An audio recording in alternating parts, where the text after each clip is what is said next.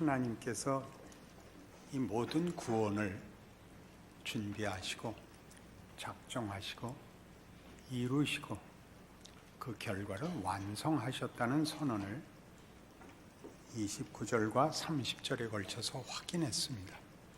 그리스도의 십자가가 증언하듯이 구원은 이미 역사 속에서 일어난 것입니다.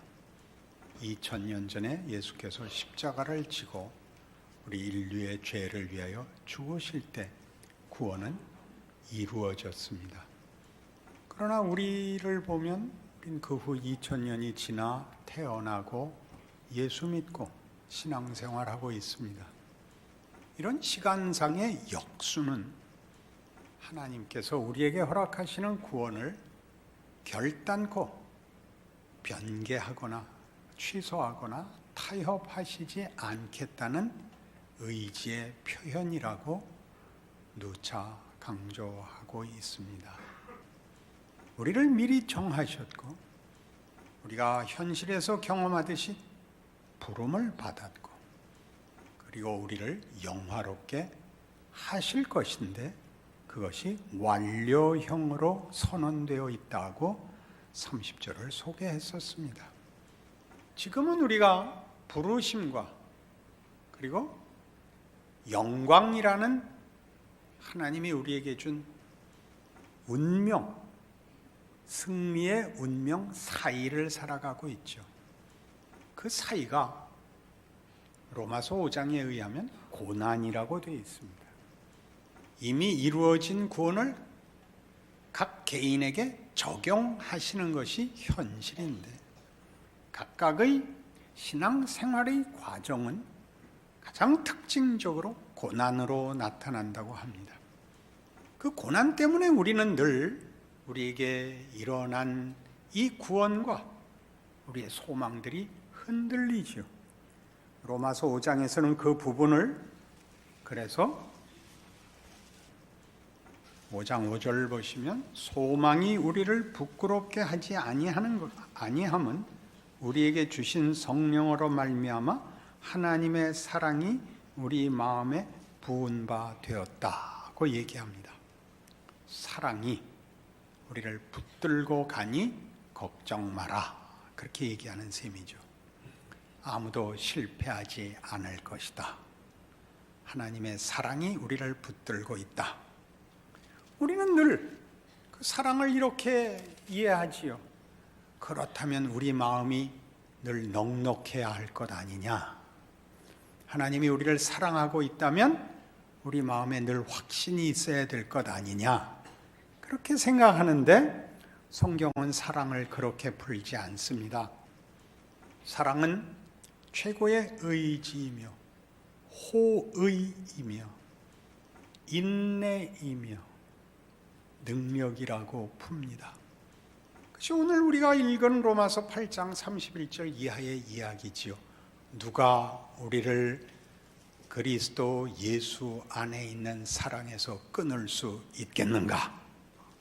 이게 이제 부르심이라는 현실과 약속된 소망, 아니 결정된 승리 사이를 사는 우리, 그리고 고난이라는 특징으로 점철되는 인생을 살아야 하는 우리에게 준 성경의 위로요 확신입니다.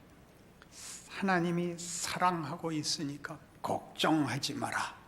그렇게 말하는 것이죠.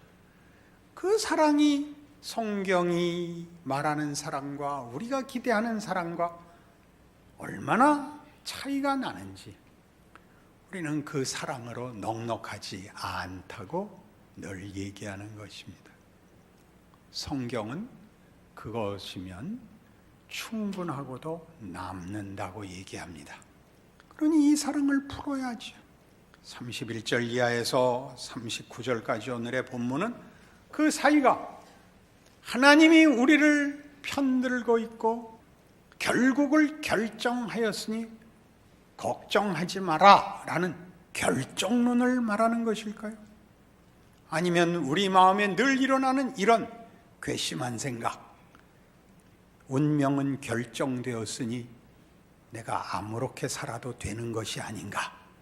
사이에서 어떻게 올바른 신앙생활을 할 수 있으며 성경의 이 말씀을 우리의 힘으로 가질 수 있을까요? 31절에서 39절까지의 오늘의 본문의 중요한 표현은 이겁니다.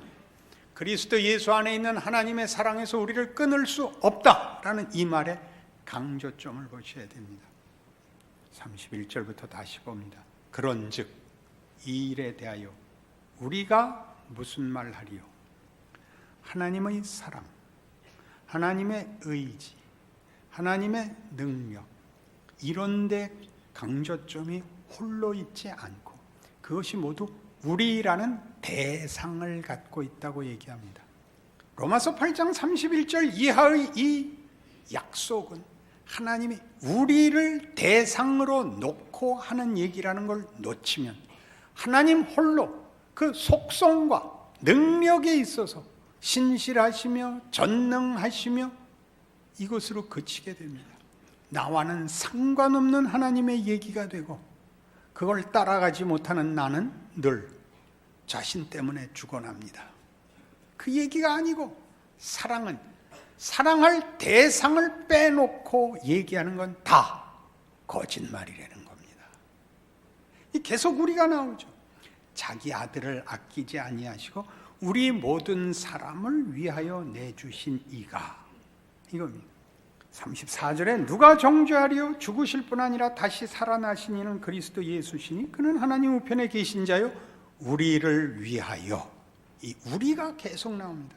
누가 우리를 그리스도의 사랑에서 끊으리요? 39절 높음이나 깊음이나 다른 어떤 피조물이라도 우리를 우리 주 그리스도 예수 안에 있는 하나님의 사랑에서 끊을 수 없으리라. 하나님의 성실과 능력을 높이는 것으로 우리는 이렇게 너무 간격이 넓어질 뿐이지, 못 미치는 자신을 발견할 뿐이지 힘이 되지 않는데, 사랑은 대상을 빼놓고는 결단코 홀로 성립되지 않는다는 사실을 놓쳐서 그렇습니다. 고린도전서 13장에 가보십시다. 잘 아시는 사랑장입니다. 늘 놓치는 깊은 내용이 이것이지요. 사랑이 추상명사가 된다는 사실입니다. 공호한 명분이 되죠. 앞에 3번 반복적으로 추상명사가 되어서는 안 된다 이렇게 얘기하죠. 그것은 환상이 아니다. 천사의 말을 하는 것 아니다. 산을 옮기는 능력 아니다. 자기 몸을 불사르게 내어주는 정열 아니다. 뭐냐? 오래 참음이다. 그게 무슨 소리? 오래 참, 상대를 참는 거다. 대상이 있는 거다. 혼자 멋진 거 아니다. 사랑은 대상이 없이 혼자 개인을 치장하는 말로는 쓰일 수 없습니다. 사랑은 오래 참고, 사랑은 오래 참고, 온유하고, 시기하지 않고, 자랑하지 않고, 교만하지 않고, 무례히 행치 않고, 상대를 놓고 하는 얘기입니다. 상대를 위하여. 혼자 자신을 치장하는 단어들 아니고, 하나님의 사랑에서 우리를 끊을 수 없는 것은 사랑이란, 우리를 향한 하나님의 사랑은 나 없이 혼자 할 수 없는 사랑, 십자가로 보인 사랑, 우리를 위해서 찾아온 사랑, 우리를 놓지 않은 사랑, 그게 성경이 하고 싶은 이야기입니다. 대상이 없는 사랑이 난무하죠.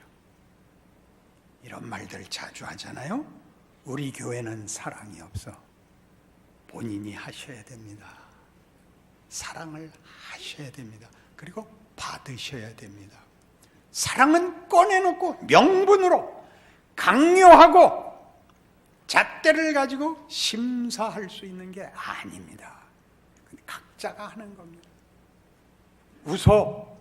웃게 만드십시오. 얼굴을 펴게 구십시오. 사랑을 하십시오. 사랑을 하십시오. 인류를 사랑하고 나라를 사랑하지 마시고, 안 보이는 사람을 사랑하지 마시고, 만나는 사람을 사랑하십시오. 사랑하십시오. 성경이 지금 하는 얘기입니다. 자, 유명한 이런 우리가 얼마나 하나님의 사랑을 필요로 하고 홀로 있는 것이 무서운지 오빠 생각이라는 동료가 있습니다. 뜸북새 눈에서 울고 뻐꾹뻐꾹새 숲에서 울재. 우리 오빠 말 타고 서울 가시면 노래로 불러야 되는데 비단구도 사가지고 오신다더니 1절로 끝날 수 없게 됐죠. 기럭이 북에서 오고 귀뚤귀뚤함이 슬피 울건만. 서울 가신 오빠는 소식도 없고 나뭇잎만 우수수 떨어집니다. 그게 무슨 노래예요? 생각을 해보세요. 비명이지. 뭐라는 비명이에요? 슬프다는 거예요. 무섭다는 거예요. 왜? 나를 호의를 가지고 상대해 주는 사람이 없어서. 하나 더 해볼까요? 제일 많이 부르는 술집에서의 노래, 백마강 달밤에. 물새가 울어. 잃어버린 옛날이 그리웠구나. 저라 사공아 이려 편주 두둥실 낙화암 그늘에서 울어나 보자. 그게 뭐야? 외롭단 말이야. 아무도 나를 인간으로 대접을 안 하고 대상으로 품어주지 않더라는 거예요. 그러니 그 쓰라린 가슴을 소주로 적셔야지. 어떻게 견딜 거예요? 쇼생크 탈출이라는 영화가 있어요. 봤죠? 안 봤다고? 그게 영어 원제에서는 쇼생크 리뎀션이에요. 쇼생크 구원이야. 탈옥하는 얘기가 아니라 쇼생크라는 그 감옥이 구원을 받는 얘기예요. 그러니까 사뭇 달라 보이죠? 앤디 듀프레인이라는 주인공이 아내를 죽인 살인범으로 2번의 종신형을 선고받고 들어오는 거예요. 종신형을 2번 살아야 돼. 감형을 받아도 다시 종신형인 거예요. 그 안에 먼저 와 있던 죄수인 레드가 이제 그를 보고 이야기식으로 풀어나가는 영화예요. 그래서 우리 관객은 모두 레드를 통해서 앤디라는 주인공을 만나요. 앤디의 속을 몰라. 그의 생각도 몰라. 옆에 있는 동료 죄수인 이 레드를 통해서 우리는 듣는 거예요. 그래서 그는 우리 모든 관객을 대표하고 그래서 궁금해요. 신비를 더하고 그래서 많은 내용이 그 안에 자리를 할 수 있었을 겁니다. 로저 에버트라는 영화 평론가가 위대한 영화 100편을 썼어요. 그 중에 이 쇼생크 얘기가 나와요. 재미있으니까 보세요. 성경 읽다가 재미없거든. 보세요. 근데 그 쇼생크라는 이름이 기이한 이름이에요. 아마 로저 에버트도 몰랐었던 것 같아요. 그 얘기 없는 거 보니까. 쇼생크는 이집트 왕 이름이에요. 이집트 왕 이름은 보통 우리가 황제, 천자, 천황 그러는 식으로 공식 직함을 바로라 그러고 실제 왕 이름은 다 달라요. 쇼생크는 이집트의 22대 왕조를 연 왕이고 성경에서는 이게 세숑크로 나와요. 열왕기에 르호보암의 반기를 들었다가 망명을 하게 되는 나중에 왕이 되는 여로보암이 정치적 망명을 한 게 세숑크예요. 그렇게 한번 등장을 해요. 우리말에는 시삭이라고 나옵니다. 거기에 쇼생크 리뎀션은 그런 의미에서 애굽의 구원이에요. 애굽은 핍박자였잖아요. 핍박을 당한 자가 아니라 핍박을 한 자인데 쇼생크 리뎀션이 됐죠. 그러니까 기독교적 유산을 갖고 있지 않으면 이 영화를 이해할 수가 사실 없는 거죠. 앤디는 무죄이지만 다른 강도가 들어와서 자기 아내를 죽였는데 앤디의 총으로 죽였기 때문에 앤디가 범인이 되어 억울한 옥살이를 하죠. 그리하여 정말 죄수들과 함께 있게 돼요. 그는 은행가였고 말이 없는 사람입니다. 속이 깊고 우울하게 살고 있죠. 왜 우울할까요? 그 영화 속에도 나오듯이 결국 아내는 결국 내가 죽인 거야. 내가 쏴 죽인 건 아니지만 나는 남편 노릇을 못했어. 말하자면 후회를 하죠. 그리고 말없이 이렇게 저렇게 다른 죄수들과 살다가 탈옥을 합니다. 그가 탈옥을 하자 그가 탈옥을 한 것으로 그치지 않고 남은 모든 죄수들이 그의 탈옥을 즐깁니다. 왜? 그가 한때 동료였다는 사실 때문에 그의 탈옥은 남아있는 모든 자들에게 구원이 됩니다. 이런 유명한 사건이 있죠. 들어와서 초기에 감옥을 나가 바깥에서 일을 할 일이 있었습니다. 어느 건물 옥상에 방수 타르를 칠하는 일을 하고 있었는데 그 경비 대장이 간수장이 그 먼 친척이 죽으면서 3만 불의 유산을 남겼는데 세금으로 홀딱 뺏기게 됐다는 겁니다. 일을 하다가 그 감시하는 간수들이 지나가면서 간수장이 하는 얘기를 듣고 가까이 가죠. 레드가 말려 가지마 그래서 저 그거 찾아드릴 수 있는데요. 간수장이 화를 벌컥 내면서 멱살을 잡고 건물 옥상 밖에 세우죠. 넌 사고로 죽은 거야. 부인을 믿으시죠. 부인에게 증여하시면 한 푼도 안 내도 됩니다. 뭐라고? 이렇게 됐습니다. 5만 불까지는 부인에게 증여하실 수 있고 한 푼도 안 내도 됩니다. 그저 간수장께서 알아서 하시겠지만 어차피 서류를 작성해야 되는 일이니까 제가 해드리죠. 다른 보상은 요구하지 않겠습니다. 우리 동료들에게 맥주 2병씩만 주십시오. 그래서 장면이 탁 바뀌고 이제 휴식 시간에 맥주를 먹고 있죠. 앤디는 저쪽에 앉아서 안 먹고 싱글벙글하고 쳐다보고 있습니다. 레드가 친구들에게 그러죠. 우리 보고 동료라고? 우리가 동료라고? 중요한 부분입니다.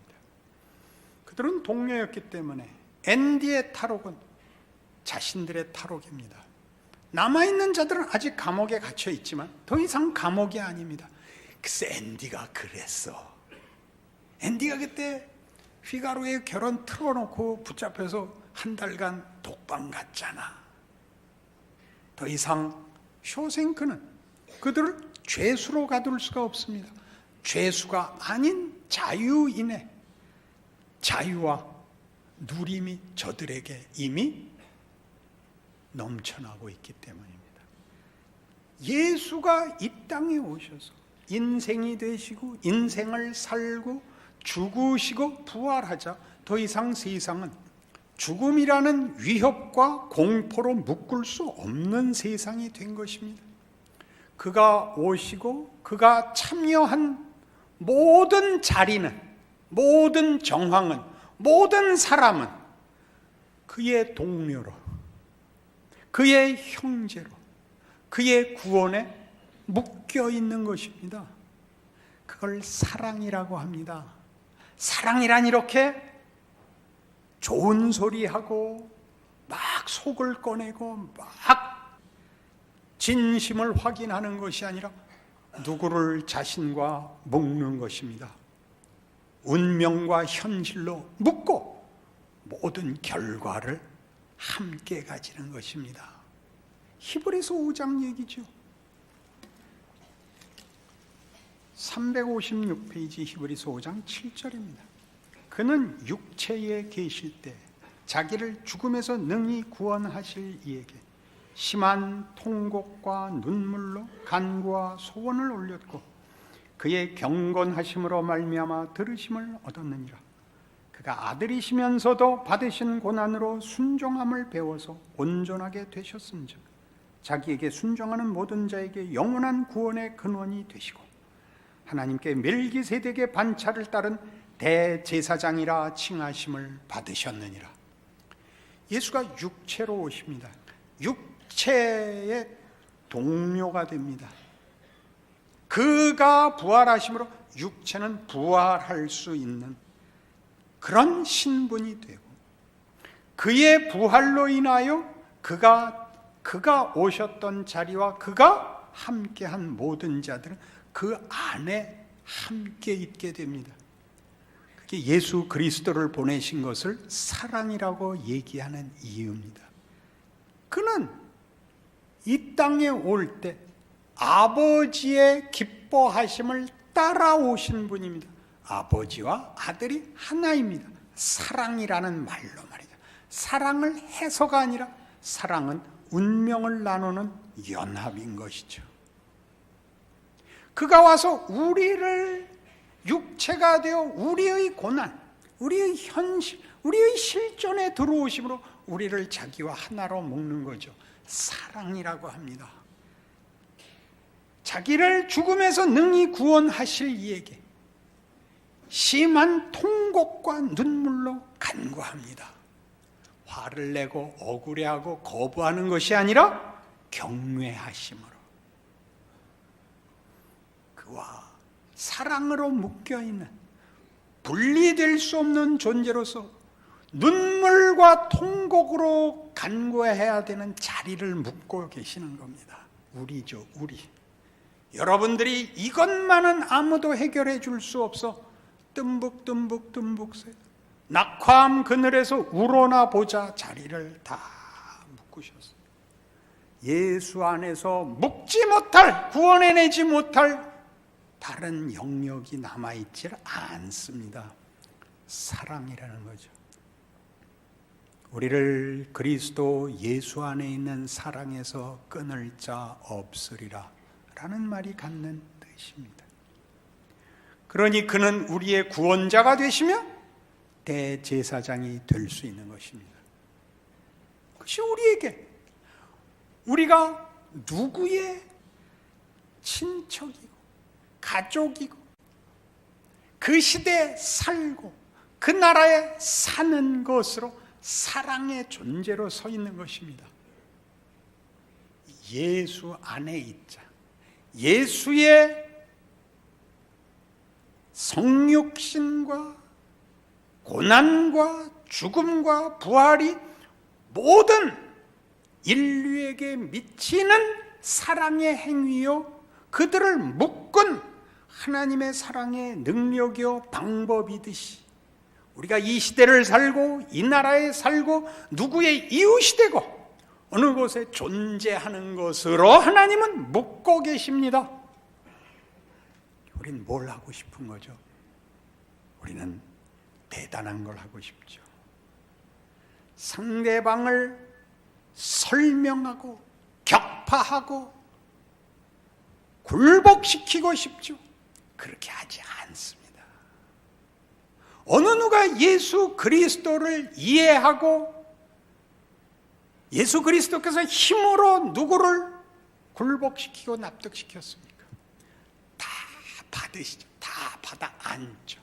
다 품에 안는 거죠. 다 인류 역사상 유례가 없는, 아무도 다시 할 수 없는 억울하고 부끄럽고 고통스러운 길을 가서 그래서 보상을 받았다가 아니라 어느 한 부분도 남김없이 당신의 품 안에 안으신 것입니다. 그렇게 우리는 사는 거죠. 잘 아시는 마태복음 28장 18절이 뭐였죠? 하늘과 땅의 모든 권세를 내게 주셨으니 그러므로 너희는 가서 모든 족속으로 제자를 삼아. 이게 무슨 말일까요? 우리 그 땅 끝에 와 있는 겁니다. 우리가 서 있는 자리가 땅 끝입니다. 우는 자리, 할 말 없는 자리, 억울한 자리, 견딜 수 없는 자리, 거기에 하늘과 땅의 모든 권세를 쥐신 예수께서 보낸 자리, 볼지어다 세상 끝날까지 내가 항상 너희와 함께 있을지니라. 예수를 믿으면 어떡하라고요? 겁을 내지 마세요. 낙화암 그늘에 가서 울지 마세요.